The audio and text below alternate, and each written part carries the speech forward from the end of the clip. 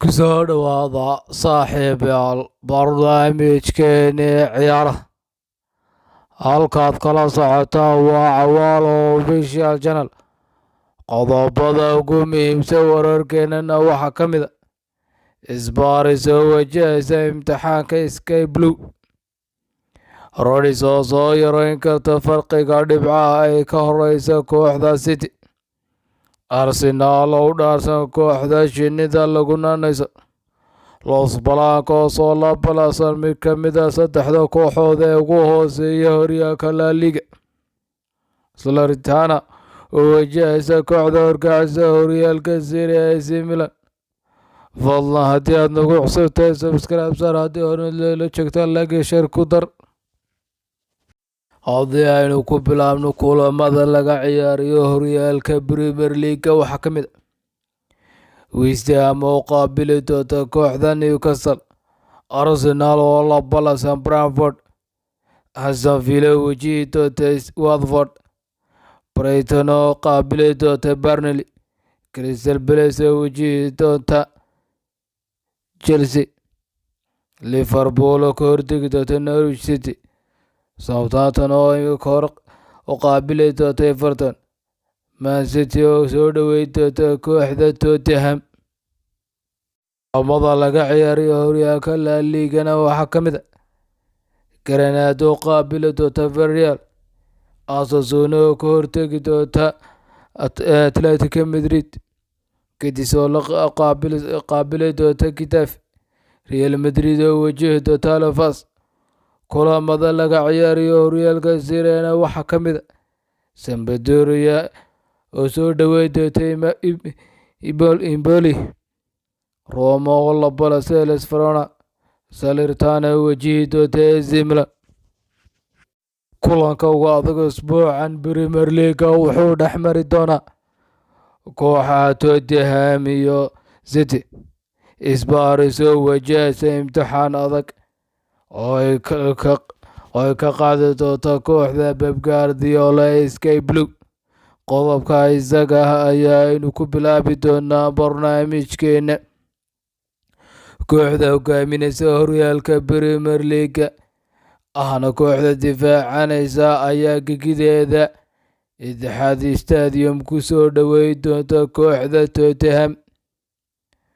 Kooxda macalin Conte ee Tottenham ayaa doonaysa inay ku soo laabato wadada guulaha kadib guuldaradii ka soo gaadhay gurigeeda.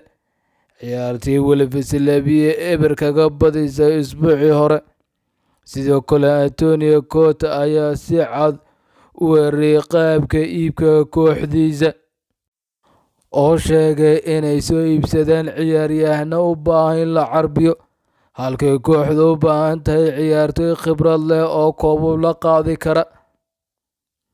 Pep Guardiola ayaa xasuusan in ciyaartii koowaad ee horyaalka ay la ciyaareen kooxda Tottenham guuldarro ay kula kulmeen ayaa markay Emirates Stadium ugu yimaadeen. Waxaan uga jeedaa Etihad Stadium doonaya inay guuldaradii ciyaartii bilowga ka soo gaadhay ka argutaan kana qaadaan 3 dhibcood si hogaankooda 9 dhibcood ee farqiga ay ka sareeyaan kooxda Liverpool si aanay u soo yaraan iyo hamigooda horyaalka Premier League aan loogu soo dhowaan. Rodgers oo soo yareyn karta farqiga dhibcaha ee ka horeeya kooxda Man City. Qodobka isaga ah ayaa aynu milicsan doonaa. Liverpool ayaa gegideeda ku qaabilaysa kooxda Norwich City. Tababare Jurgen Klopp ayaa qabin wax warwar ah oo ka qaba dhinaca dhaawaca dhammaan ciyaaryahanadiisa u taam yihiin, halka kooxda Norwich ay ka maqnaan doonaan 2 ciyaaryahan oo mid kaga maqnaan doona dhaawac halka kalena uu ku qabo cudurka COVID-19. Xilli ay Norwich ka badiso Premier League kooxda ku ciyaarta qalcadda Anfield ee Liverpool waxaa ugu dambeysay sanadkii 1994 markaasoo ciyaaray ku dhammaatay 1-0 ku garaacday kooxda Liverpool.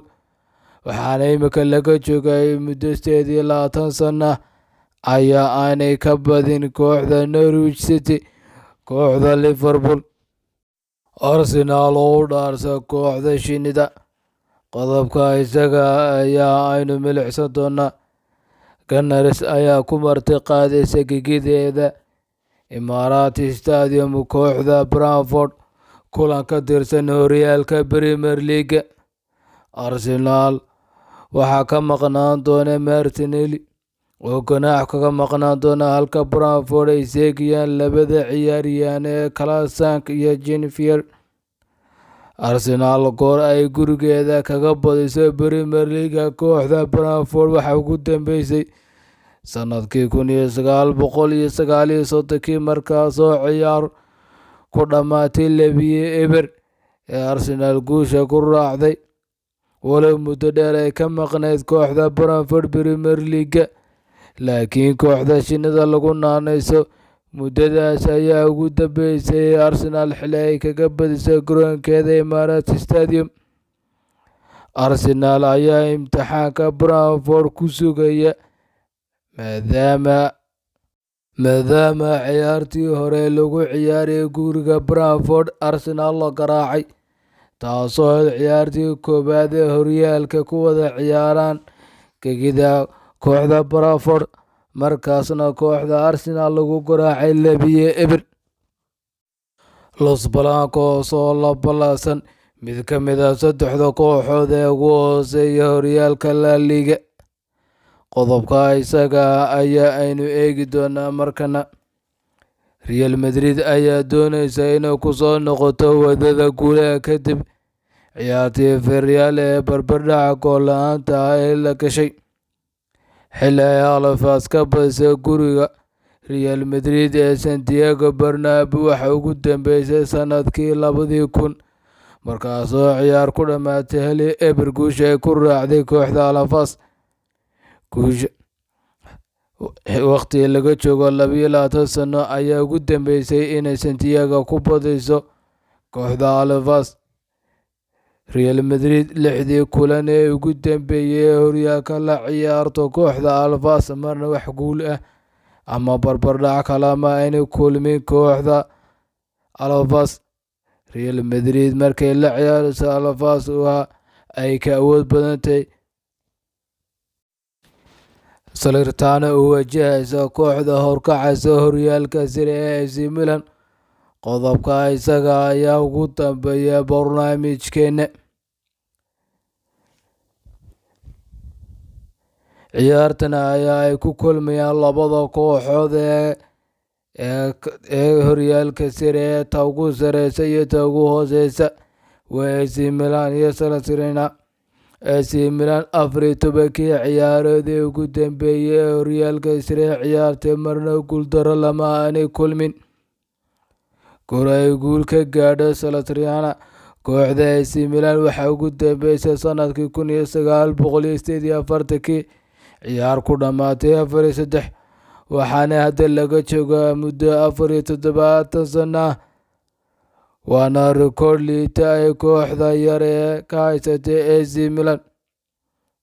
kulankii hore ee ka dhacay San Siro waxaa guushii ku raacday AC Milan ciyaar ku dhammaatay 2-0. barnaamijkeennii ciyaaruhu intaas ayuu ku egi. fadlan haddii aad nagu cusub tahay subscribe saar, haddii hore nala joogta like iyo share ku dar, siina faafi barnaamijkeenan si uu gaadho asxaabta jecel kubadda cagta. mahadsanidin.